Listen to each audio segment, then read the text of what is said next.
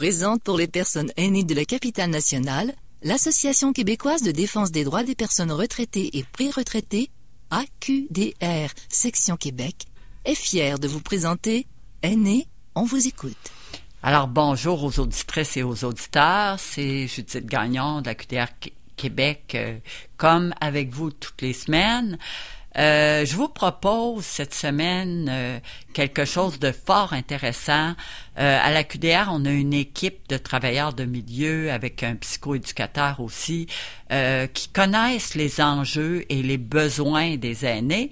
Alors aujourd'hui, ils sont avec nous pour parler des problématiques aînées, qu'est-ce qui se passe à l'heure actuelle en fin mars 2024. Alors, bonjour Alain.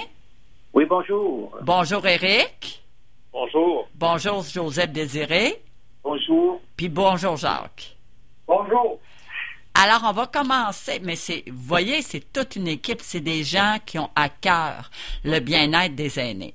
On va commencer, puis vous, à tour de rôle, vous allez pouvoir parler parce que on a besoin là, de l'information que vous possédez. D'après vous, quel est le principal problème des aînés en ce moment? Alors, allez-y à tour de rôle, comme vous voulez. Mon Dieu, le principal problème des aînés. Ça peut varier d'une personne à l'autre, naturellement. C'est sûr qu'on maintenant, on parle de plus en plus du maintien à domicile. Les gens veulent rester le plus longtemps possible dans leur logement, dans leur résidence, dans leur maison, peu importe. Donc, un des problèmes qu'on rencontre souvent, nous, c'est l'aide qu'on peut recevoir là, pour rester le plus longtemps possible à la maison. Quand je parle d'aide, je pense entre autres l'aide pour l'entretien ménager, l'aide pour les repas, l'aide pour même l'hygiène corporelle à l'occasion. Il y a des besoins dans ce sens-là aussi. Donc, c'est un problème là on a beaucoup de demandes dans ce sens-là pour combler ces besoins-là. Oui, il existe des organismes qui viennent en aide pour répondre à ces besoins-là, mais comme il y a une très forte demande, de plus en plus une forte demande pour ces services-là, mais malheureusement, là, les organismes qui s'occupent de répondre à ces besoins-là ne peuvent pas répondre à toutes les demandes. Donc, il y a une liste d'attente. Là, les gens doivent attendre parfois jusqu'à 6 mois, 1 an, avant de recevoir de l'aide pour, par exemple, comme je disais, pour l'entretien ménager ou pour des mini-travaux également. OK, mais ça me questionne là, ce que vous me dites, M. Blanchette. Pendant qu'ils restent à domicile puis s'ils n'ont pas de service, ils font quoi? Ben, c'est ça la problématique. C'est que quand la personne nous appelle pour avoir de l'aide, c'est habituellement une urgence ou assez urgent. C'est pas pour dans 6 mois, c'est pas pour dans 1 an, parce que la madame ou le monsieur a besoin d'aide pour la semaine prochaine ou dans 2 semaines. Là. Donc, c'est des demandes qui sont... C'est ça le problème qu'on vit, nous, les travailleurs, les travailleuses de milieu, c'est que les ressources qu'on a à leur offrir pour répondre à leurs besoins ne peuvent pas répondre souvent immédiatement à leurs besoins. Donc, souvent, ces gens-là vont essayer de trouver d'autres ressources ailleurs. Ça peut être des ressources, pour ceux qui ont les moyens financiers, ça peut être des ressources dans le privé. OK. Parce qu'il existe des ressources dans le privé également pour répondre à ces besoins-là.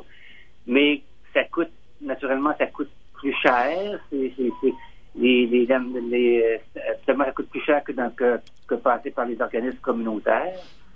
Et où on présume aussi pour ceux qui ont la chance d'avoir une famille, des enfants proches ou des amis proches, peut-être que pour certains, ils ont peut-être cette possibilité d'avoir à l'occasion de l'aide d'un proche ou d'un ami à l'occasion pour, par exemple, venir faire l'entretien ménager ou venir faire la vaisselle ou pour prendre soin d'eux autres.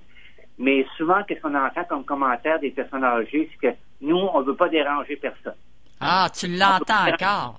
On ne veut pas déranger nos enfants, on ne veut pas déranger nos amis. Fait qu'ils sont comme gênés de demander de l'aide à la parenté, ou aux voisins. à l'entourage.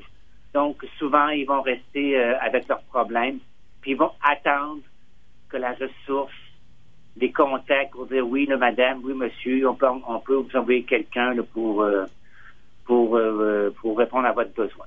Est-ce que vous en avez vu, M. Blanchette, qui voulait vraiment rester à domicile, mais que c'était incroyablement impossible, puis que finalement, il soit obligé de partir ailleurs? Est-ce que ça l'arrive? Parce que c'est bien beau vouloir rester à domicile, mais si t'es pas capable ou t'as pas de service, ça doit pas être drôle.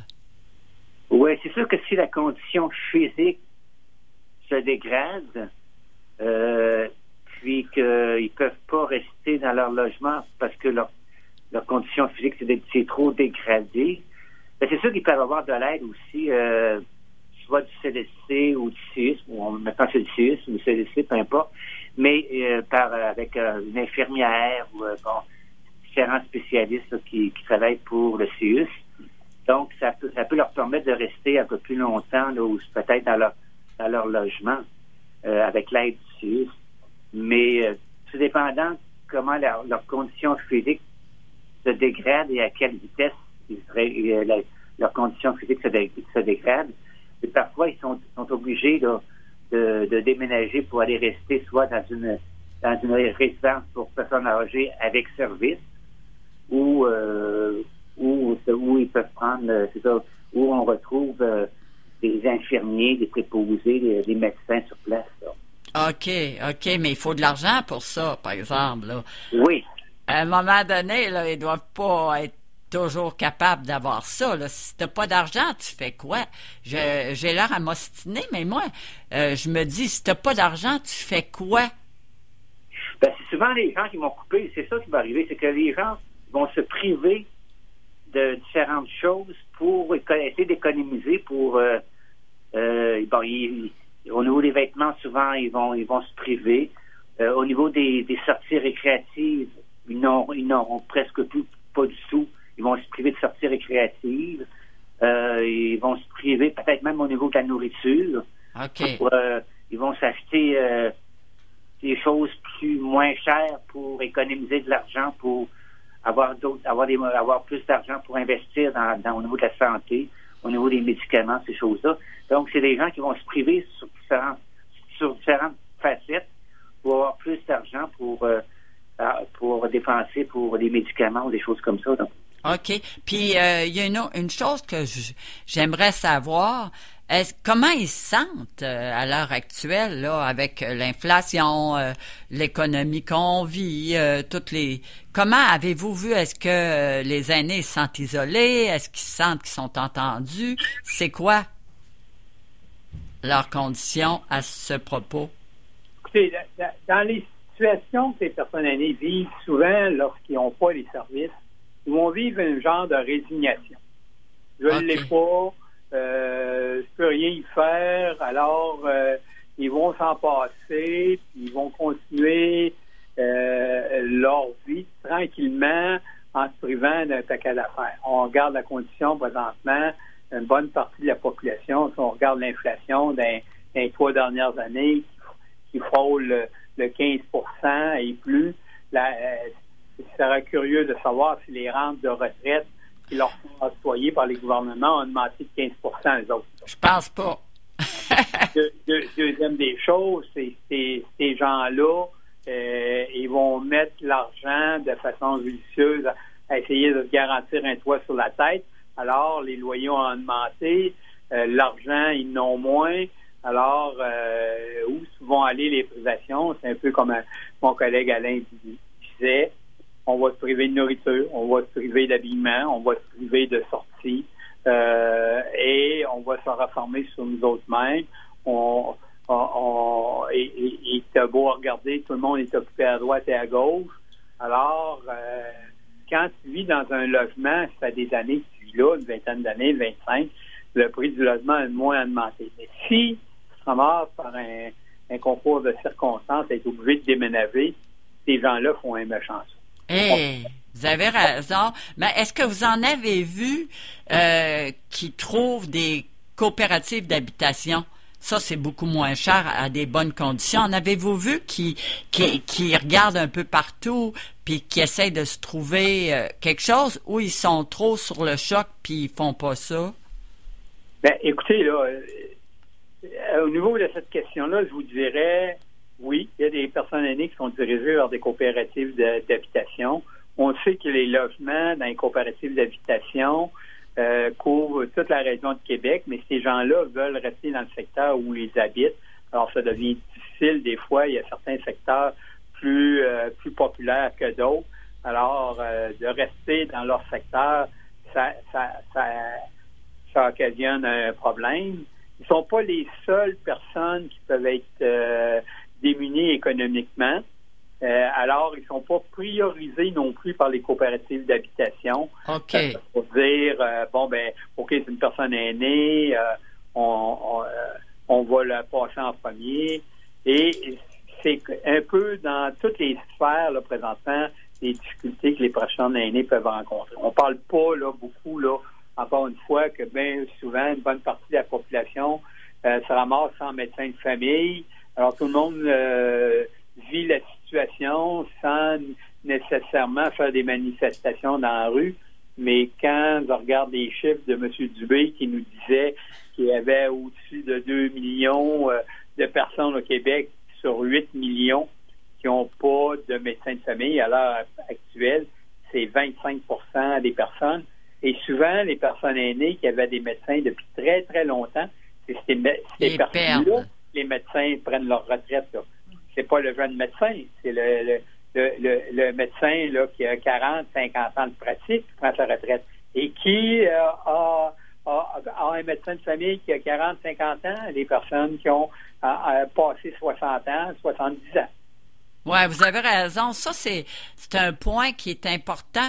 Puis, est-ce que ces aînés-là qui perdent leur médecin de famille sont priorisés dans l'octroi d'un autre ou ça compte pas l'âge? Ben, d'après moi, ils doivent pas être priorisés tant que ça parce qu'on sait très bien que les médecins de famille sont déjà débordés de clients. Je pense pas qu'il serait très enjoué de prioriser des personnes dont qui sous-entendent plusieurs problèmes. Les médecins de famille ils vont davantage préférer avoir des personnes plus jeunes et en santé. Puis c'est sûr qu'on le dit entre les lignes, mais dans la réalité, c'est pas mal ça qui se passe, que les personnes qui perdent leur médecin de famille, ben ils se retrouvent elles aussi sur une liste d'attente. Ça peut prendre plusieurs années. Puis une chose que j'aimerais ajouter aussi par rapport à ce qui s'est dit tantôt, c'est que une personne aînée, comme disait Jacques tantôt, que ça fait 20-25 ans qu'elle reste dans le même loyer, ben elle a pas subi beaucoup d'augmentation pendant ces 20-25 ans-là. C'est pas comme une personne qui déménage à tous les 3, 4, 5 ans, que quand la personne veut déménager puis qu'elle regarde les prix autour d'elle, ben elle vit un choc puis ben elle déménagera pas. Parce que là, elle voit qu'elle n'a pas tous les moyens de payer un 400-500$ de plus, là, ça n'a aucun bon sens. Puis si la personne se voit obligée de déménager, ben là, elle est vraiment mal prise. Puis souvent, ben elle va rebondir dans une résidence plutôt que dans un logement qui coûte trop cher. Mais moi, je vais faire du pouce avec ce que vous dites, Monsieur Éric. Est-ce que ça l'arrive que est-ce que vous l'avez vu, puis les autres aussi, que des gens sont obligés de quitter leur logement puis d'aller vivre en chambre? Ben moi, ce que j'ai vu, c'est une personne, justement, qui, en voyant les prix, a décidé de continuer de rester chez elle. Mais en même temps, elle sait très bien, cette personne-là, qu'à un moment donné, elle ne pourra pas. Parce qu'en vieillissant, c'est bien beau de rester chez soi le plus longtemps possible, mais la personne elle va avoir des pertes de mobilité, des pertes de mémoire, que toutes ces pertes-là vont faire qu'elle va se retrouver entre les mains d'un travailleur social. Et lui, tranquillement, pas vite, ben il va la diriger justement vers une résidence où il sera plus facile d'avoir les services que d'être à domicile puis d'avoir une panoplie de services pour lesquels souvent il faut payer puis ça devient dispendieux. Là. Il y a des limites justement à rester chez soi longtemps. Mais même si ça m'interpelle, moi, là, vous me donnez des idées, ça veut dire que quand tu restes à domicile, c'est toute une gestion d'assurer tes services. Ben oui, puis souvent, souvent, comme on disait tantôt, c'est des services qui se retrouvent sur des listes d'attente parce que l'entretien ménager, les visites d'amitié, ça sera encore très difficile parce que les bénévoles, il y en a très peu. Puis, c'est des services qui sont les plus en demande, des menus travaux, l'entretien ménager. À quelque part, ça devient très difficile d'avoir ces services-là. Est-ce que vous avez vu une différence entre le comportement des femmes aînées et celui des hommes face à différentes situations? Moi, je voudrais savoir, est-ce qu'ils se comportent de la même manière selon les problèmes ou c'est différent? Ben moi, par expérience, c'est sûr que moi, je rencontre plus de dames que de monsieur. Puis, c'est sûr que pour la génération qui ont peut-être 80 ans et plus, je sais que les messieurs sont peut-être plus gênés de demander de l'aide, sont plus réservés là-dessus. Ils préfèrent rester avec leurs problèmes, pas trop en parler. C'est des hommes qui ont grandi c'est une génération qui a grandi surtout les hommes à pas être capables d'exprimer leurs besoins, leurs sentiments. Donc, une catégorie de gens où des gens un peu plus âgés, peut-être 80 ans et plus, où les hommes, c'est plus difficile d'aller les rejoindre puis de comprendre pour comprendre leurs besoins. Ils sont plus gênés de les dire. Tandis que les dames, c'est un peu plus facile habituellement. Donc, puis si on revient pour les maisons de chambre, Mme Gagnon, oui. Moi, en tout cas, dans les personnes que j'ai rencontrées qui cherchent les maisons de chambre, c'est plus des personnes qui vivent vraiment des problématiques. Souvent, c'est des gens qui vivent seuls, qui n'ont pas de conjoint, de conjointe. C'est des gens qui vivent encore peut-être une plus grande pauvreté, là. Parce que souvent, ceux que j'ai pu voir qui étaient à la recherche de chambre, c'était des gens qui vivaient surtout de l'aide sociale, ou avec des petits revenus, qui me disaient qu'ils n'avaient pas les moyens de se louer un logement, même pas à 1,5. Donc, c'est pour ça qu'ils regardaient pour avoir une chambre, parce que leur revenu leur permettait pas d'avoir un petit logement, là. OK, mais avec la crise du logement, qui est énorme, on n'en trouve pas de logement à bas coût, puis avec tout ça, mais il y en a qui doivent avoir encore plus de misère. Oui, c'est sûr que si tu n'as pas beaucoup de revenus, parce que comme on disait tout à l'heure, les logements disponibles, comme on dit en Haute-Ville, on disait que ça correspond à 0,8% de logements disponibles. Donc, déjà, il y a un manque de logements disponibles pour les personnes qui recherchent un logement. Si en plus, tu as des difficultés financières, puis tu peux pas te permettre d'avoir un logement très dispendieux, ben là, la situation se complique, là. C'est pour ça qu'on retrouve de plus en plus de personnes qui regardent, je pense, pour avoir une chambre plutôt qu'un logement. Non, je comprends. Puis, il y avait une autre question, je pense que je vous ai souvent interpellé là-dessus. La fermeture des résidences privées pour aînés, les petites. Les gens, ils vont où? Parce qu'ils sont pas capables de s'en payer des grosses. C'est pas le même prix. Ils vont aller directement en chambre, eux autres aussi. Ben, il y a une chose que j'aimerais ajouter, c'est que souvent aussi ce qui va arriver, c'est que les personnes aînées vont quitter la ville puis essayer d'aller en région ou là où c'est moins cher. Et même à ces endroits-là, c'est quand même difficile. Puis l'autre problème, c'est que si ces personnes-là s'éloignent pour payer moins cher, ben elles s'éloignent aussi des services qui sont disponibles. À quelque part, c'est comme de se retrouver pris entre l'arbre et l'écorce. C'est vrai. Que ça devient vraiment difficile. Bien, c'est vrai, parce que transférer en région, quand tu connais pas la région puis tu n'as plus de ressources, ça doit être quand même pas facile. Et d'autres problèmes. C'est d'autres problèmes. Là, on va aborder un nouveau point qui nous préoccupe beaucoup, le transport. Est-ce que ça va bien, le transport pour les aînés? Est-ce que les gens sont mobiles ou ils sont tout le temps enfermés dans leur appartement ou leur chambre? Est-ce que c'est OK pour eux? Avez-vous des informations là-dessus? Ben moi, ce que j'observe, c'est que les personnes aînées, tant qu'elles sont autonomes et actives et tout, ben elles vont soit prendre le taxi ou l'autobus. Mais à un moment donné, ce qui arrive, c'est qu'elles ont de plus en plus de difficultés, pour bien des raisons, à prendre l'autobus, parce que des fois, l'autobus va passer loin de chez eux. Puis là, pour avoir accès au service de transport adapté, ben là, il faut remplir toute une paperasse, avoir le papier du médecin, parce que si la personne ne rentre pas dans les critères, ben elle va être refusée, elle va être obligée de continuer à prendre l'autobus. Que c'est dans cette espèce de zone grise-là que ça devient difficile. Je comprends. Est-ce que vous trouvez qu'il y a trop de paperasse? Ou que c'est trop ardu? C'est compliqué pour faire la demande au service de transport adapté. Ben, compliqué. La paperasse, elle se remplit quand même, mais ça prend des conditions.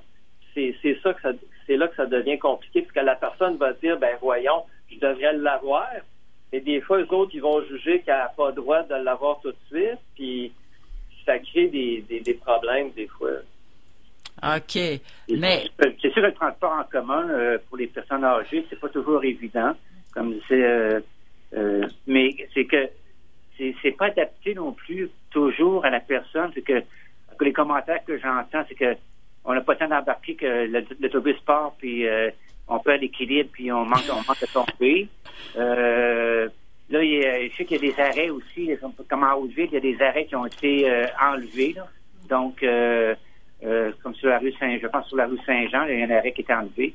Donc, ça oblige les personnes à descendre plus loin là, pour retourner chez eux. Il y a toujours aussi l'hiver, la question de neige aussi, où les gens là, ont plus de difficultés à se déplacer à cause des bancs de neige, à cause des trottoirs là, qui sont mal déblayés ou placés, peu importe. Donc, c'est plus difficile pour eux autres l'hiver de se déplacer pour le transport adapté ou même le transport en commun. Mais j'aurais une question spécifique à vous poser. Sur le chemin Sainte-Foy, maintenant, il y a eu beaucoup de modifications, là. Je passe, moi, parce que c'est un endroit qui nous amène à l'hôpital, qui nous amène un peu partout. Il y a beaucoup de sites pour les aînés, il y a des sites pour la santé. Puis là, j'apprends qu'on enlève des arrêts d'autobus. Puis là, je m'aperçois que aux bordures de la rue, il y a des genres de bordures pour les cyclistes. Est-ce que vous avez eu des commentaires là-dessus ou non? Certains commentaires. Il y en a qui n'ont pas apprécié du tout là, que la piste cyclable soit présente à ce secteur-là. Pour nos personnes âgées, je ne sais pas si ça crée une difficulté supplémentaire là, pour se déplacer, là, pour aller prendre soit l'autobus ou pour simplement marcher, aller marcher dans ce secteur-là. Je pourrais pas vous dire, mais je sais que moi j'ai entendu des commentaires par rapport aux arrêts d'autobus là, qui ont été enlevés dans certains secteurs. Parce que quand ils reviennent, mettons, d'épicerie ou aller prendre l'autobus, c'est plus difficile pour eux autres. La distance est plus grande là, pour aller prendre l'autobus. C'est des informations qui nous sont arrivées. Puis, est-ce que vous étiez au courant que il y a des rues qui vont devenir seulement dans un sens, notamment la rue Saint-Vallier? Ouais, parce que là, ils font beaucoup de changements au niveau de la mobilité des rues, puis ça peut impacter les personnes aînées aussi. Et des fois, oui, des fois, non. Et ça dépend toujours si la personne elle est très mobile ou pas. Ça dépend si elle a une voiture ou elle utilise le transport en commun. Ça dépend. Il y a beaucoup de choses là, qu'il faut regarder quand on regarde ces choses. On sait que là, présentement, la Ville de Québec a décidé que dans certains secteurs, ils veulent augmenter là, les rues piétonnes, ces choses-là, alors pour permettre aux gens de circuler plus facilement à pied. Une personne aînée, il y en a qui sont encore très agiles, ça ne dérange pas ces personnes-là. Une personne qui a une mobilité plus restreinte, ça y prend des ambulateurs, ces choses-là. Ça va dépendre des conditions qu'on va mettre dans ces endroits-là. Comme Alain disait, prendre l'autobus, si tu es solide, c'est pas un problème de prendre l'autobus. Mais si tu as un petit problème d'équilibre, puis il faut faire attendre pas que tu sois allé t'asseoir avant que l'autobus démarre. Mais là, ces personnes-là ils sont très craintives d'utiliser les transports en commun. Oui, je comprends. C'est bien défini. Vous me le définissez bien. Ouais. Ça dépend de chaque situation. Je vais terminer avec je vous lance quelque chose. Est-ce que vous pensez qu'il y a de l'âgisme ou envers les aînés ou que non, pas du tout, que c'est juste c'était ça avant, mais que maintenant il n'y en a plus? En fait, c'est de l'âgisme. Moi, je trouve que c'est peut-être involontaire dû à un manque de connaissances. C'est surtout ça. Pour bien des personnes qui n'ont pas eu à gérer ou à vivre avec des personnes aînées, ben ils connaissent pas les difficultés qu'elles ont. Puis c'est surtout ça qui se passe. Je pense que c'est beaucoup de l'ignorance puis de ne pas savoir cette dimension-là de la réalité. Là. OK. Est-ce qu'il y en a d'autres qui ont d'autres commentaires ou c'est... Oui, moi, au niveau de la question des transports, je crois que elle est essentielle aussi. Au niveau des autobus, c'est certain qu'il y a un problème de sécurité pour les aînés qui se posent. Mais il y a régulièrement, il peut y avoir des chutes des aînés en fonction du démarrage, de la manière de démarrer du conducteur. Okay. Mais ce qui convient de savoir aussi, c'est peut-être de rappeler aux aînés qui empruntent les moyens de locomotion publique comme l'autobus, de savoir qu'ils ont des places précises au niveau dans les autobus qui leur empêchent de longer le bus et de prendre le risque pour éviter des chutes. OK. Il y a toujours des places au début à l'entrée de l'autobus. Mais là, on va être obligé d'arrêter parce qu'on finit notre heure. Mais on va faire une émission sur le transport et la mobilité parce que c'est quand même des questions importantes. Fait que désolé pour l'arrêt, mais merci beaucoup. À la prochaine. L'Association québécoise de défense des droits des personnes retraitées et pré-retraitées, AQDR, section Québec, est fière de vous avoir présenté Aînés, on vous écoute. Pour connaître tous les services offerts, visitez le aqdr-québec.org ou encore téléphonez au 418-524-0437, poste 0.